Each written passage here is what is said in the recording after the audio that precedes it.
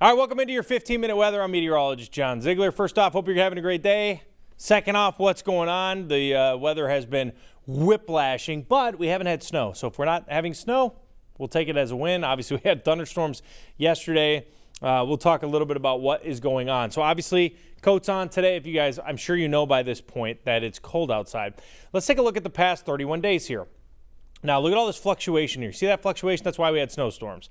That's why we had snow at the end of February and into March. When did it snow? When it crashed. So this is the start of March here. Above average, below average, way below average, way above average, way above average. What do you notice here? How many days are actually average? None. 0 days. Now, we have a couple that I would say are okay within one. Otherwise, if you look, let's see days within 5. 1, 2, 3, 4, 5, 6, 7. We'll call that one 8. Out of the past 31 days, only 8 of the days are within 5 degrees of average. That's crazy. Think about that. That means all of the days, or majority of the days, 23 of those days, are outside of that. So we call this, the standard deviation is out of whack, right? Because you have, this creates an average. Sure, if you have 2 days like this, it creates that average. But you want to start to understand that having a day within 5 degrees of normal, so if your normal is, or your average, is 48, to be at 53 or what, 43? 48, 53, yeah, wait, okay. For whatever reason that, okay. So think about that. To have the temperature within that 40, that range is rare, right? You're looking at about a 30% chance of that. Okay, so that's pretty low. So that means 70%, around 70% of your days are either going to be in the 30s or upper 50s or higher. It's just wild. And I think it's good to get your brain set around that understanding that the weather is crazy, and that is normal. There really isn't a normal. So temperatures have obviously fallen off quite a bit. That's why I got the coat on. We dropped 19 degrees here from yesterday. In fact, this morning, this got all the way down to minus 28. Temperatures were just tanking down there. Ortonville area, things are starting to settle. And if you look at this map from a distance, you can actually start to pick up the weather and what is really going on here. So if you see this, well, we got to, whatever, just it's clogged up there. But you can understand how this works. So we have a high pressure here. So let's say the high is coming in. And it's drawing down temperatures over here, right? This is where the cool air is coming in. Well, what happens behind a high? Well, we get these south winds, right? So you get this rotation where it cools you down as it comes in. You see my high, that thing's beautiful. And then it warms you up on the backside. So this volatility is happening again. We're going to start seeing temperatures fly on Saturday. So what we're going to talk about here is fire danger that actually is going to show up from this, because now we've actually settled into no snowpack across the area, or at least very little snowpack. So let's take a look at snow depth across the Minnesota stretch.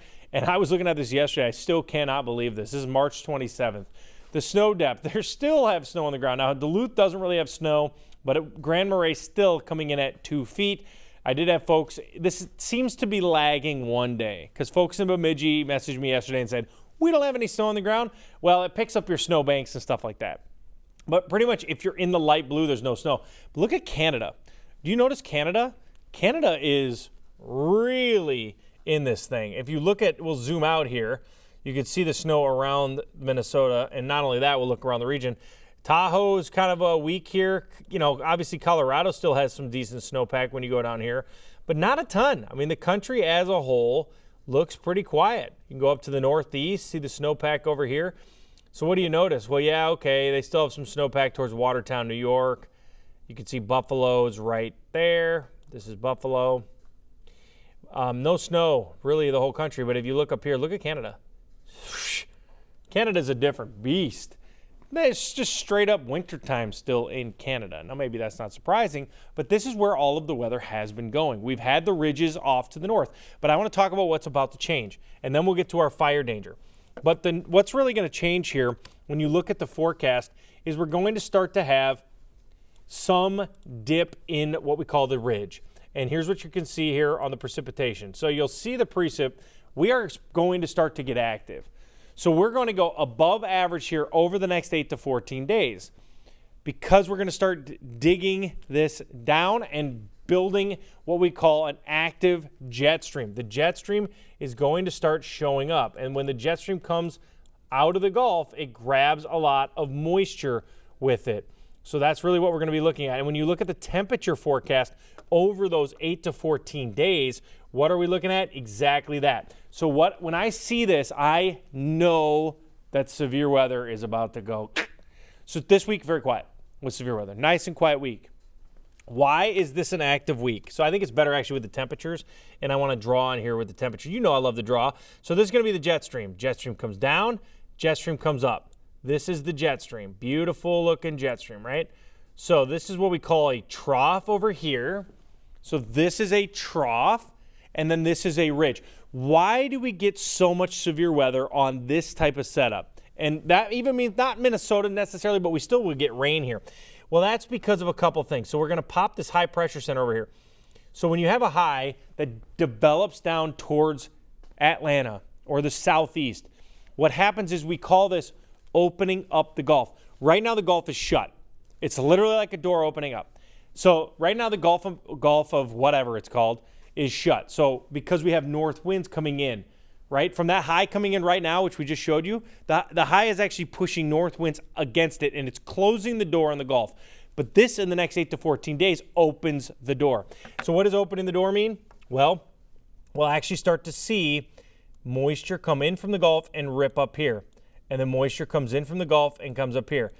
So this, and by the way, this moisture comes all the way up the Gulf, and then it runs into the jet stream wherever that is. So if the jet stream is here, then we get severe weather.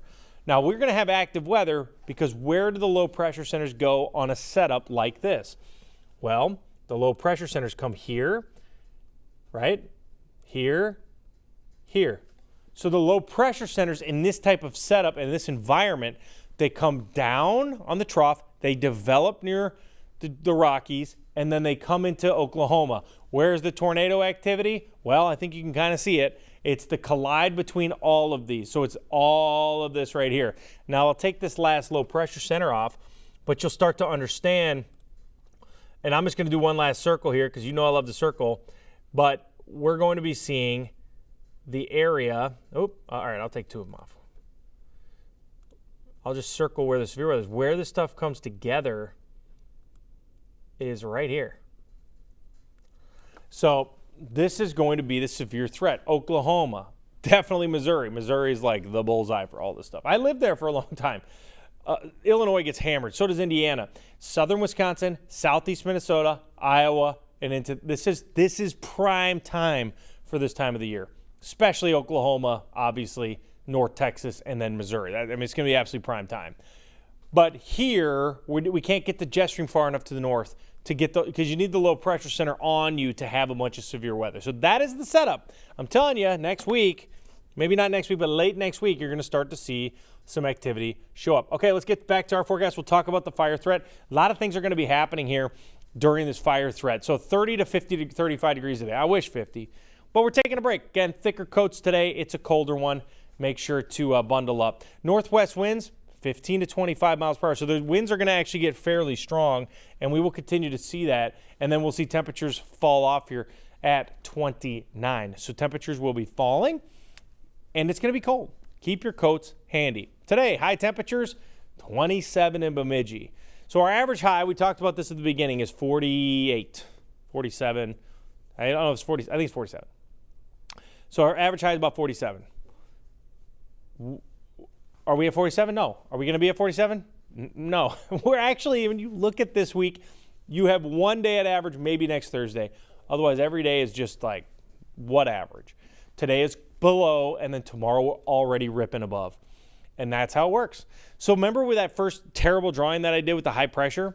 Well, there it is. The high pressure is going to be coming in from the Dakotas, and it's going to draw down strong northwest winds.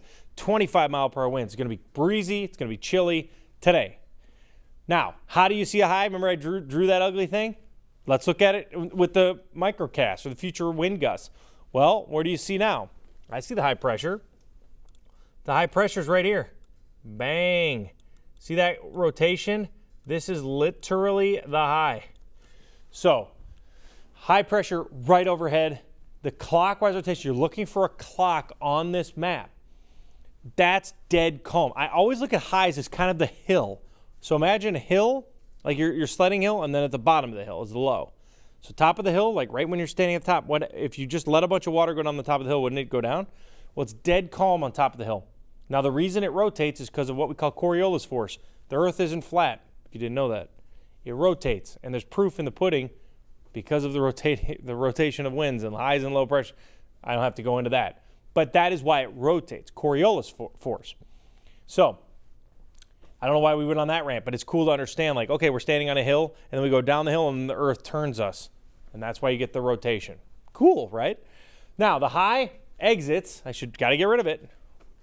And as the high exits, we start. Now, where's the high? Down here. But it pulls in a southwest wind, and the southwest wind draws up temperatures. But Saturday morning, it will be cold. But a couple things that this does. Winds are going to gust over 35 miles per hour, and that's going to launch a fire threat. Fire weather watch is in effect here Saturday noon until 7 p.m.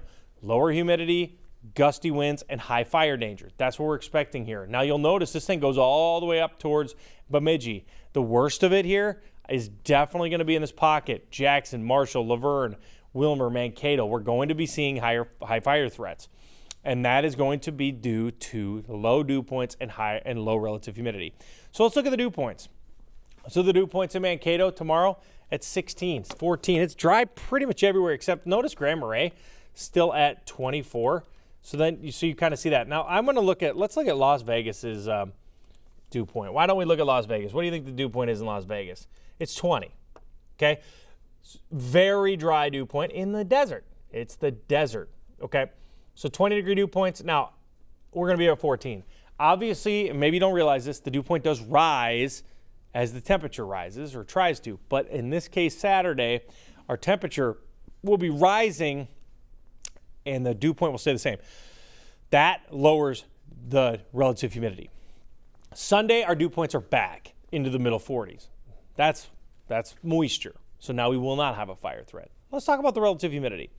Now, the relative humidity, you're looking for a really critical fire danger, definitely under 20. 17% in Marshall, 13% Laverne. So you can already circle the area where I'm most concerned for fires. It's not that nobody should burn, but I think it's pretty obvious that it's here. I'm sure, of course, it blends in with this color, but you can kind of see that.